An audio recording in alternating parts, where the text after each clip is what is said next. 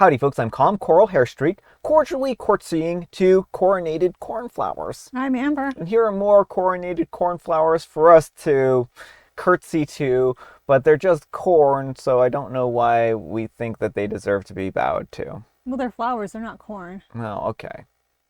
But let's get started. Oh, and folks, we have a live stream coming up on Friday. For more information, please see the end of the video. Let's get started. Alright folks, and our first letter is titled, Am I a Jerk for Being Upset at My Parents for Going Behind Our Backs to Find Out the Gender of Her Baby prior to a gender reveal, and then inadvertently ruining the surprise for the two of us? We recently had a gender reveal party. It's a baby girl, by the way. One of our parents decided to reach out to the person responsible for setting everything up and repeatedly asked her until she felt pressured enough to passively reveal, or at least not deny, the gender to them. They then insisted that a gift would be delivered to our house the day of the party and told us not to open it until after the gender reveal. Of course, they denied that they knew the actual gender up until the day of the party. Sure enough, the Amazon delivery guy came early the day of the party and delivered a big freaking pink box with the words "Baby Girl Gifts" to our front door. Of course, at that point, it became obvious that what the most likely thing had happened was that they ordered in the baby girl gift through Amazon and assumed that it was going to be delivered in a regular delivery box. Safe to say that we immediately knew, and we had to pretend the entire time, and it felt like a forced and faked thing. I never thought that something so transient / inconsequential would matter to me, and honestly felt robbed of something that I'll never get back. Following the party, we confronted our parents with our feelings about the entire situation and how intrusive and deceitful it felt. One of them apologized immediately. However, the other one has not and is fairly upset because we did not seem to recognize the underlying intention, love and excitement, and that we are focusing on an unfortunate situation outside of our control. While we recognize that the intention was good and obviously love them unconditionally, and it seems that we're locked in a battle of will as part of both parties feel like they're wronged. What would you do? Demand an apology for overreach of privacy and going against our wishes, or let the Amazon complimentary gift wrapping mishap slide and focus on the underlying intention? Cheers. All right, folks, what do you think? I mean, I think that OP, if they want advice on what to do, needs to take a little time out from the parents who are unapologetic. What they did was not in, like they're saying, oh, it was out of like goodwill or whatever. Yeah. It was not. It was out of a selfish desire to be the first to know. Yeah. They were going to learn soon enough anyway. There was no reason they needed this gift immediately at the party. Mm-hmm. If you're buying off of Amazon, the gift will come soon anyway. So it's not like, you know, there was no, they pried into OP's medical history without consent and like took information that they weren't supposed to have.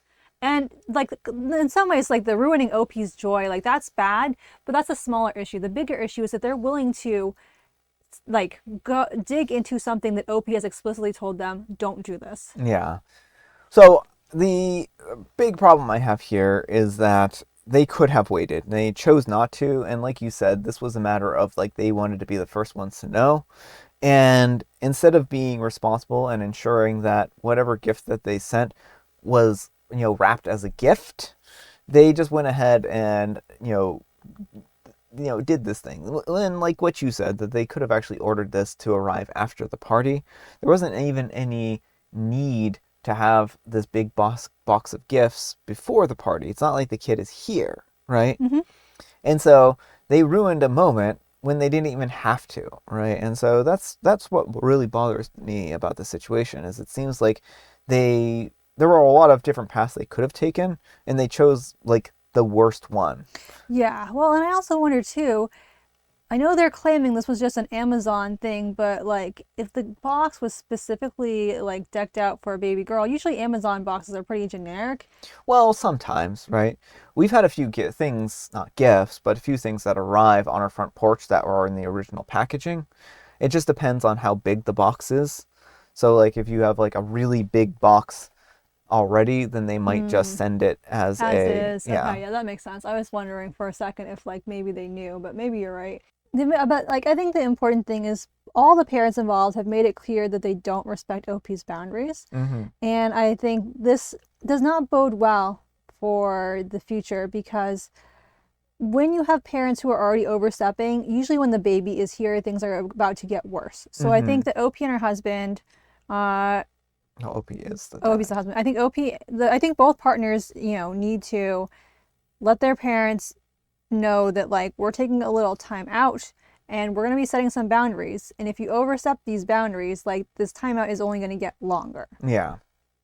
Agreed. And kind of one last note here. I mean, I know that they claim that they have the best of intentions here, but the road to hell is paved with good intentions, as the expression goes, right? Well, that's the thing, is like, first of all, they weren't well intentioned, but even if they were, if you're trying to do something good and it goes awry, like you're trying to light someone's birthday candles and you set them on fire, that's the person. yeah, like, it's still like, you still want to apologize for that and, like, try and rectify the harm that's come from it. And the fact that, again, one person is just doubling down and being like, nope, you can't be hurt because I had good intentions. That's inexcusable. Yeah, exactly. And Groovy Yaya says, I didn't intend to break a plate, but it's still broken. I didn't intend to bump into someone and cause them to spill coffee on themselves, but they still had coffee all over them and were burned. I apologized and I made amends. If someone hurts my feelings and then tells me that it isn't relevant because their intent was good, I avoid that person because I cannot trust them. If the person who revealed it to them was a professional, as in a baker, you should probably say something, not in an angry way, but just in I want you to know what happened so that you do not allow this to happen to another couple in the future. If someone was pressuring you like that, you should call your client and let them know. Edit, you do let them know that you will probably get over it eventually, but you won't forget it, and because of their lack of accountability and understanding, they messed up. They'll probably be the last to know things so that they won't ruin the news or the surprise for every exciting event or milestone for the baby. I do want to actually say, like, I think that the person who revealed this information did a terrible job, right? Like, if someone is pestering you, you say, I don't know what you're talking about. Or you say, oh, it's the dinosaur or something like that, right? What's the gender of the baby? It's a dinosaur. Right. Yeah. Well, I'm wondering too if it was like a family member who made the cake. That's what I'm like kind of thinking. Like a sibling who the parents might have had more leverage over. Yeah. Like, which, if they're bullying and manipulating one of their children, that's even worse. But yeah, exactly. So, like I said, I think that this person should have just deferred them to OP and say, well, you can talk to OP, and if they say that you can know this information, then I'll tell it to you. All right, folks, and our next letter is titled, Am I a Jerk for Not Making My Kids Dinner? I'm a female, and I have 3 kids, a 16-year-old male, a 14-year-old male, and a 7-year-old female. The 2 teenagers usually make all their own meals, breakfast, lunch, dinner, all week, unless I decide to cook, and when they cook, they usually eat the same thing, so their sister just eats whatever they make. So on Saturday, I realized that it was almost 7 p.m., and they hadn't eaten yet. So I went into the rooms and asked them what was up. And my son asked if I could cook dinner instead. And I told him no, because if he was hungry, he would have to cook for himself. Also, I'm not a short order cook.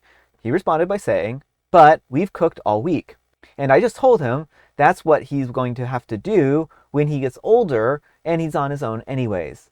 He was pretty frustrated at that point, so I just left. I feel like what I'm doing is good so my kids become responsible adults in the future. I've talked to some mom friends about it and they joked that it was roommate-y, but there was no overall issue with it anyways. Am I the jerk? I just want to hear some more people's opinions. All right, folks, what do you think? Yes, you're the jerk. You have a 7-year-old. Your 16-year-old is not the parent for the 7-year-old. You need to be I understand a little bit more wanting the teens to be able to make their own food. I think it's important the teenagers know how to cook. Yeah. And I can understand even having, the teenagers potentially, cooking for the family a few nights a week. Mm-hmm. But they shouldn't be doing all the cooking for everyone, and they should not be expected to be taking care of their younger siblings' meals. Yeah. That is OP's responsibility. Well, and then on top of that, OP's like, well, I'm not a short order cook. As if their children are short order cooks, right? And the thing is, like, kids are kids, right? It doesn't matter whether they're 16 or not, right? They're still kids, and it's still your legal obligation to take care of your kids, and that includes feeding them, right? And understandably, if you don't feel like you have time to make them a decent meal, there are quick meals that they can make, right? You can make chicken nuggets, or you can make, smiley fries, or you can do any number of things here, sandwiches, right? So, soups and sandwiches, right? There's a lot of stuff.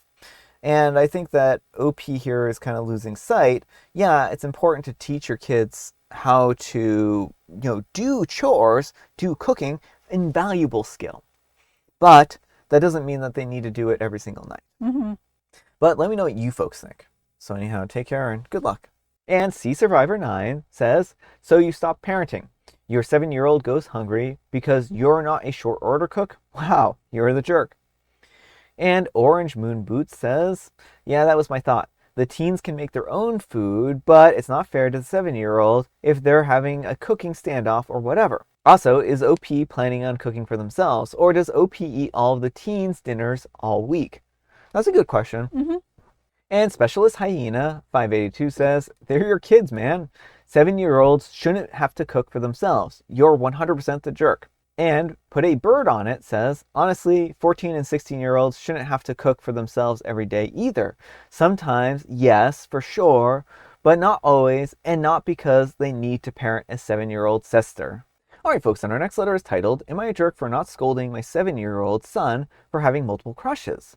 My partner and I have a 7-year-old son named Max. A little while ago, Max said that he had a girlfriend at school, Zoe. They're both 7, and it's all so innocent. They hold hands sometimes and made each other cards for Valentine's Day. Recently, Max held hands with another girl, Emma, who also gave him a sweet Valentine's note. Zoe found out and got upset. Her parents even called to say that Zoe wouldn't be coming over to play this weekend because she's mad at Max. Now, my partner thinks that we should punish Max and teach him about loyalty in relationships. At first, I laughed it off thinking that it was a joke, but he was serious. He says that Max cheated and that I'm ignoring bad behavior. I told him that Max is a child and he's just being friendly. He called me irresponsible and said that I'm raising someone who doesn't respect relationships. Am I the jerk for not thinking that this is something that Max should be punished for? All right, folks, what do you think? Not the jerk. The natural consequence is that his friend doesn't want to play with him. Mm-hmm. I do think it's worth having a conversation with him about how his actions make other people feel. Yeah. And, letting him know that his friend is upset with him and doesn't want to play with him, and that sometimes when you do things, it can make other people feel bad. Mm-hmm. Just to kind of, let him start thinking about that things. But he's 7. This is not cheating. They're just kids. Yeah, well, that's the biggest problem I have here is that this isn't cheating. This isn't a real relationship. They're 7-year-olds playing out what they kind of think adults do in some ways, right? And that it's really important to sit down and teach a kid about empathy more than anything, Mm-hmm. right? And you can get them to think about how they feel about this. And they might not feel bad about if, like, say, Emma or one of the other girls held hands with another boy. And that's certainly up to them to decide about how they feel about that, right?